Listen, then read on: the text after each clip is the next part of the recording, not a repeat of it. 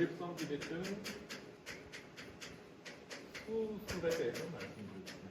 수술은 이제 언제 하냐? 누구는 약을 쓰고 누구는 하는데 이제 사람마다 다른데요. 똑같은 증상이 있어도 전립선이 많이 크신 분들은 수술을 할 확률이 높아지기는 합니다. 자, 그런데 크다고 무조건 하냐가 아니라 꼭 해야 되는 경우가 있느냐?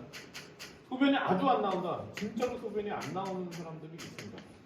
요패 해야죠. 안 할 수가 없죠. 소변줄을 차고 살아야 되는데 수술 안 하면. 근데 요패 직전까지 가는 경우가 없거든요. 요속검사에서 요속검사가 아주 안 좋다라는 정도. 이제 이게 젊으셨을 때부터 치료를 받으셨던 분들은 나이가 들면서 점점 떨어져 가는데 어느 정도 타이밍이 이제 잡혀야 됩니다. 참 그거는 이제 여러분들 주치의들이랑 상의를 하시는 거고. 그 다음에 이제 이 요패 직전에 오면 요속검사 떨어지는데 이제 잔뇨가 늘어요. 잔뇨가 이제 늘어난다. 의미가 있게 이제 늘어나기 시작을 하면은 이제 이런 검사로 이제 판단을 하고요.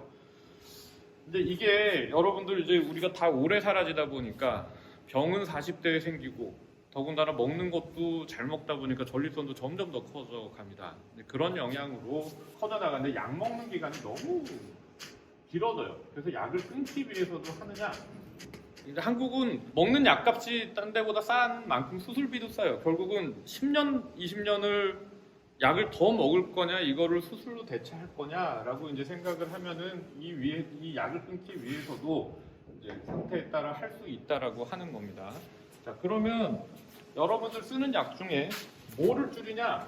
네, 앞에 이제 약을 설명한 것 중에 증상을 막기 위해서 쓰는 약이 있다는데 그거를 줄이는 거는 이제 수술의 결과를 봐야 되고요. 결국 전립선을 작게 하거나 이제 앞을 풀어주는 약을 이제 줄인다라는 얘기입니다. 전립선 수술은 그럼 어떻게 하느냐? 자, 뭐 선전도 굉장히 많고 아마 이게 수년 동안 예전에 유행했던 수술들 지나가는데요. 크게 설명을 하는 게 이제 이름이 그대로 경요도 전립선 절제술이라는 게 있어요.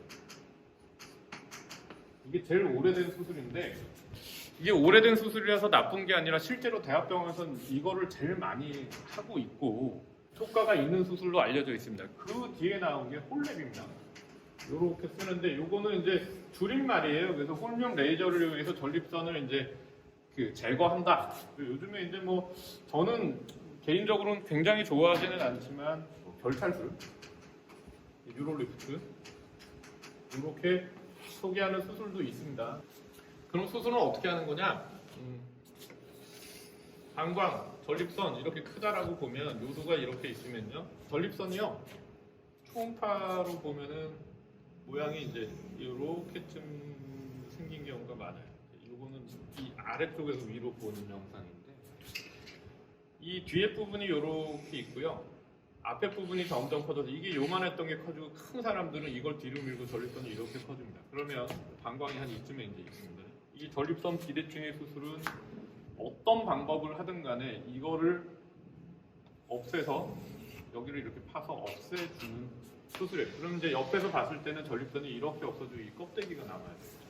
경요도 전립선 절제술 전부 다 이제 내시경으로 하는 겁니다. 여러분 중간에 말씀드리지만 암 수술은요, 전립선 암 수술은 전립선을 이렇게 댕강 자른 다음에 끌어다 붙이는 수술이기 때문에 이거랑 완전히 차원이 다른 수술이고 로봇을 쓰든 복강경을 하든 그거는 이제 배를 가르는 것 같은 느낌의 그런 수술이라면 이거는 요도를 타고 들어가서 구멍을 뚫어내는 수술입니다.